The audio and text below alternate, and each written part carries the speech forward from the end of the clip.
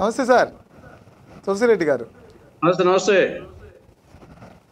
ఏం సార్, కూటమి ప్రభుత్వం సంక్షేమ పథకాలు ఇవ్వలేకపోతేనేమో మీరు కూడా గతంలో మీ ఏపీసీసీ అధ్యక్షులు మీరు చాలా సందర్భాల్లో హామీలు అమలు చేయడం లేదు, సూపర్ 6 అమలు చేయడం లేదు, తల్లికి వందనం లేదు అని చెప్పని అన్నారు. ఇప్పుడేమో తల్లికి వందనం ఇస్తే దానిలోనేమో తప్పుల్ని వెతికేటువంటి క్రమంలో ఉన్నారు. రాజకీయాల్లో అంటే జరిగిన మంచిని మంచి అని చెప్తాము, చెడుని చెడు అని చెప్తాము. కానీ మంచిని కూడా చెడు అని చెప్పడాన్ని కరెక్ట్ కాదని చెప్పని అనేది చాలామంది భావన. ఎందుకంటే తీసుకున్నట్టు మహిళలందరూ అడ్రస్లతో సహా ప్రూఫ్లు అన్నీ ఉన్నాయి.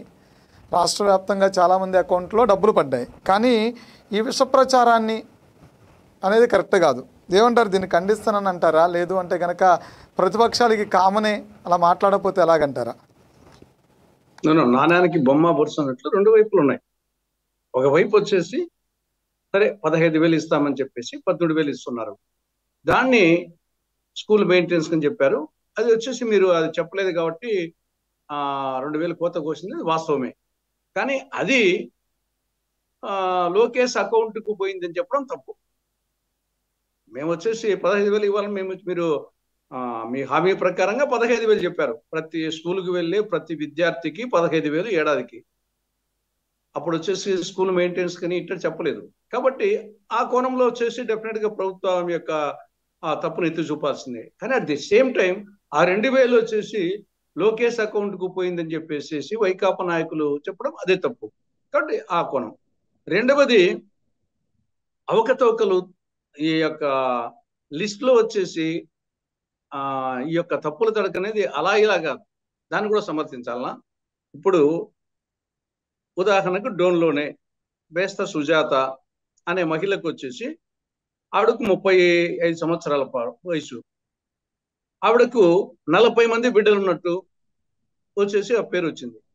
ఆ 40 మందిలో 36 మంది వచ్చేసి కర్నూలులో శ్రీలక్ష్మి పాఠశాల చదువుతున్నారంట. ఆవిడ కూడా డోన్లో లేదంట. కానీ ఆవిడ పేరు మీద డోన్లో వచ్చేసి 40 మంది పిల్లలు ఉన్నట్లు ఆధార్ కార్డు నెంబర్ 2 వచ్చినాయి. మరి దీన్ని వచ్చేసి అట్నే వదిలిపెట్టాలనా? దాని తప్పును ఎత్తి చూపకూడదా? అదేవిధంగా ఒక ఆవిడకు వచ్చేసి సత్యసాయి జిల్లా పుట్టపర్తి మండలంలో పెడపల్లి గ్రామ సచివాలయంలో భావన అనే అమ్మాయికి ఉండేది 2 పిల్లలు, 9వ క్లాస్ 7వ క్లాస్ అవుతున్నారు. కానీ 21 మంది పిల్లలు ఉన్నట్లు లిస్టులో వచ్చింది. పేపల్లి సచివాలయం 3, ధర్మవరం మౌనిక అమ్మాయికి 96 మంది పిల్లలు ఉన్నట్టు. పేపల్లి సచివాలయం 4, దాసరి శోభ 96 మంది. కాబట్టి ఇవన్నీ ఏమనాలా? తర్వాత కొన్ని చోట్ల తల్లికి వందనం, కానీ అక్కడ తల్లి లేకుంటే తండ్రి అకౌంట్ రావచ్చు, కానీ తల్లి ఉంది, తండ్రి అకౌంట్ లేకపోయింది. కాబట్టి ఇవన్నీ సరే అంతవరకైనా పర్లేదు, తల్లి అకౌంట్ పోయి తండ్రి అకౌంట్ పోయినా సేమ్ సంఖ్య ఉంటే పర్వాలేదు. కానీ ఇవి ఒక పిల్లలు 2 పిల్లలు ఉంటే 90 మంది పిల్లలు ఉన్నట్టు ఇది ఏమనాలి? దీని వచ్చేసి దీన్ని కూడా తప్పులు కొట్టకుండా చప్పట్లు కొట్టాలన్నా? బ్రహ్మాండం ఇంతమంది ఒక మహిళకు వచ్చేసి 96 మంది పిల్లలు అని చెప్పేసి గాంధారితో పోల్చి ఏమన్నా సపోర్ట్ చేయాలన్నా? కాబట్టి తప్పు ఉంటే తప్పు చూపాలా, ఒప్పు ఉంటే ఒప్పు అనాలా. కాబట్టి ఇక్కడ తప్పుల తడక అది దాదాపు 1,17,739 మంది తప్పుల తడక. అది 1, 2, 10 కాదు, 1,17,739 మంది విద్యార్థుల లిస్టు వచ్చేసి తప్పుల తడకగా ఉందంటే అది ఏ విధంగా ప్రభుత్వం పనిచేస్తుంది, ఏ విధంగా గ్రామ సచివాలయాలు పనిచేస్తున్నాయి, టెక్నాలజీ ఏ విధంగా పనిచేస్తుంది, టెక్నాలజీ ఏ విధంగా దుర్వినియోగం అవుతుందో. కాబట్టి గ్రామ సచివాలయ సిబ్బంది ఎంత నిర్లక్ష్యంగా బిహేవ్ చేస్తున్నారో ఇవన్నీ ఎత్తి చూపకుండా ప్రజల సొమ్ము వచ్చేసి తల్లికి వందనం పేరు మీద ఇచ్చారని చెప్పేసి సంతోషపడాలనా? ఇవన్నీ చూసి బాధపడాలనా? కాబట్టి రెండు ఉన్నాయి, మంచి చెప్పాలా చెడ్డ చెప్పాలా? తులసిరెడ్డి గారు సార్, ఇప్పుడు ప్రభుత్వం మీద బురజల్లడం అనేది అంత మంచి పద్ధతి అంటారా? అంటే ప్రజలకు ఇచ్చేటువంటి సంక్షేమ పథకాలు అందులో లోపాలు ఉంటే ప్రశ్నించడం వేరు. మనకేమో ఇక్కడ కూటమి ప్రభుత్వంలో వాళ్ళే ప్రశ్నించుకోవాలి, వాళ్ళే సమాధానాలు చెప్పుకోవాలి. ఇక్కడ బీజేపీ, టీడీపీ, జనసేన 3 కలిసి ఉంటాయి. వాళ్ళే ప్రశ్నించుకుంటున్నారు. ఏది మన రీసెంట్గా మనం చూసాము, యార్లగడ్డ వెంకట్రావు ఏవో చేద్దాం అనుకుని వచ్చాను నేను, ఏం చేయలేకపోయానని అలా ప్రభుత్వాన్ని వాళ్ళే ప్రశ్నించారు. తర్వాత రెడ్డప్ప గారి మాధవి రెడ్డి ఎవరో, రెడ్డమ్మ గారి మాధవి రెడ్డి ఎవరో, ఆమె కూడా అంతే. అంటే వాళ్ళు ప్రశ్నించుకున్నారు. ప్రశ్నించే పార్టీ ఏమో మనకేమో రాష్ట్రం లేదు. మీలాంటి పని పొలిటికల్ నాలెడ్జ్ అవగాహన ఉన్న వాళ్ళు ఎవరో అసెంబ్లీకి వెళ్ళట్లేదు. రాష్ట్రాన్ని, కాంగ్రెస్ పార్టీని, కాంగ్రెస్ నేతల్ని, కాంగ్రెస్ ఓటర్లని మీరేమో జగన్మోహన్ రెడ్డికి అప్పచెప్పి ఈ రాష్ట్రంలో వదిలేశారనేది పెద్ద ప్రచారం నడుస్తుంది. నేననేది ఉంది, ఇంతకుముందు వీళ్ళు కూడా అన్నారు. ఇప్పుడు రాఘవేంద్ర గారు కూడా ఇందాక అన్నారు కదా, కాంగ్రెస్ పార్టీ అన్నీ వదిలేయటం వల్ల ఆయన అలా ఉన్నాడు, మళ్ళీ తిరిగి కాంగ్రెస్ పార్టీకి వస్తే కదప్ప బాగుపడమని. సరే, ఇలాంటి ప్రచారాలు చేయొచ్చు అంటారా మామూలుగా? ఇప్పుడు ప్రభుత్వం పాత్ర, ప్రభుత్వం వచ్చేసి స్కీమ్స్ పెడతా ఉంటుంది, దాంట్లో ఉండే మెరిట్స్ వాళ్ళు ప్రచారం చేసుకుంటారు. ప్రతిపక్ష పార్టీల పాత్ర ఏమి భజన కొట్టడమా? ఈ ప్రభుత్వం కావచ్చు, ఆ ప్రభుత్వం కావచ్చు. కాబట్టి దాంట్లో ఉండే లోపాలను ఎత్తి చూపడము, దాన్ని ఎత్తి చూపినప్పుడు దాంట్లో యథార్థం ఉంటే కనుక దాన్ని ప్రభుత్వం వల్ల సరి చేసుకోవాలా. అంతే తప్పని చేసి ప్రతిపక్షాలు వచ్చేసి భజన చేయడం అనేది వైకాపా మేము కానీ ఇంకోరు కానీ, లేదు వచ్చేసి టీడీపీ ప్రతిపక్షం ఉన్నప్పుడు వాళ్ళ పాత్ర అది కాదు, భజన చేయడం వచ్చేసి పాత్ర కాదు కదా. అంటూ సరే ఒక విధంగా హర్షణీయము అని చెప్పి మిగతా లోటుపాటు చెప్పాలి కదా. కాబట్టి ఇక్కడ సూపర్ 6 గురించే మేము యాక్చువల్గా వచ్చేసి జగన్మోహన్ రెడ్డి కంటే మేము ఎక్కువ విమర్శిస్తున్నాం. కాకపోతే ఉంటే కొంత ప్రచారం తక్కువగా ఉంది కాంగ్రెస్ కు, అంతకంటే ఘాటుగా విమర్శిస్తున్నాము, అంతకంటే నిర్మాణాత్మకంగా విమర్శిస్తున్నాము. ఇప్పుడు సూపర్ 6 తీసుకున్నాం. సూపర్ 6 లో డెఫినెట్గా ఇంతవరకు అమలైనటి 2/1/3, అమలు కానేటి 3/1/3. ఇప్పటికి కూడా అమలు కానేటి ఎక్కువ ఉన్నాయి. సూపర్ 6 తీసుకుంటే నిరుద్యోగ భృతి ఇంతవరకు అమలు కాలేదు కదా. రెండవది అన్నదాత సుఖీభవ ఇప్పటివరకు అమలు కాలేదు. రేపు 20వ తారీఖు నుండి ఇస్తామంటున్నారు, ఇప్పుడు ఏం అమలు కాలేదు కదా. పీరియడ్ కూడా సంవత్సరం అయిపోయింది కదా. తర్వాత ఎస్సీ, ఎస్టీ, బీసీ, ముస్లిం మైనార్టీలకు 50 ఏళ్ళకే పెన్షన్, అది అమలు కాలేదు కదా, దాని గురించి ప్రస్తావన లేదు కదా. తర్వాత సామాజిక పెన్షన్లు ఇచ్చారు, ఓకే, హర్షణీయం. తల్లికి వందనం ఇచ్చారు, హర్షణీయం. మహిళలకు సంబంధించి 3 పథకాలు, గ్యాస్ సిలిండర్ ఉచితంగా ఇస్తున్నారు, హర్షణీయం. కానీ ఇంతవరకు బస్సు ప్రయాణం వచ్చేసి ఆగస్టు 15 ఉంటున్నారు కానీ ఇప్పటి వరకు అమలు కాలేదు కదా. అదే విధంగా తల్లి ఆడబిడ్డ నిధి అమలు కాలేదు కదా. కాబట్టి సూపర్ 6 లో కూడా 2/1/3 అమలైనాయి. అంటే మహిళలకు వచ్చేసి 3 ఉన్నాయి కాబట్టి చెప్తున్నాను. మహిళలది 3 అంశాలు కాబట్టి 2/1/3 అమలైనాయి, 3/1/3 అమలు కాలే. ఇది సూపర్ 6 సంబంధించి. ఇంకా తల్లికి వందనమే, డెఫినెట్ గా వచ్చేసి తల్లికి వందనం నేను కూడా చెప్పాను, హర్షణీయం అన్నాను. కానీ at the same time conditions వలన, షరతుల వలన దాదాపు 9 లక్షల మంది విద్యార్థులు వచ్చేసి అనర్హులయ్యారు. కాబట్టి ఆ కోణంలో ఆలోచించినప్పుడు ఇప్పుడు గవర్నమెంట్ స్కూళ్ళల్లో చదివే వాళ్ళకు కండిషన్స్ పెట్టడం కరెక్ట్ కాదని నా అభిప్రాయం.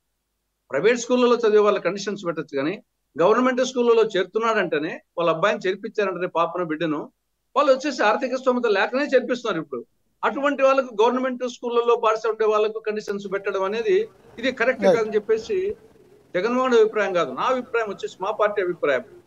అదేవిధంగా కాంట్రాక్ట్ ఉద్యోగులు, అవుట్ సోర్సింగ్ ఉద్యోగులు, పారిశుద్ధ్య సిబ్బంది వాళ్ళ పిల్లలకు వచ్చేసి ఇది వర్తించడం లేదు, ఇది కరెక్ట్ కాదని మా అభిప్రాయం.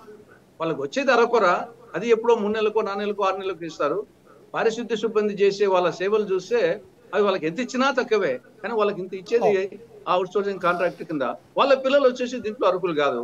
ఇది మరి ఎత్తి చూపకుండా అట్నే ఉండాలనా? ఎత్తి చూప అసెంబ్లీకి పోయి ఇట్టంటి వాటిని ప్రశ్నించినా కాదు సార్. ఇప్పుడు అసెంబ్లీకి పోయి ఇట్టంటి వాటిని ప్రశ్నించాలి.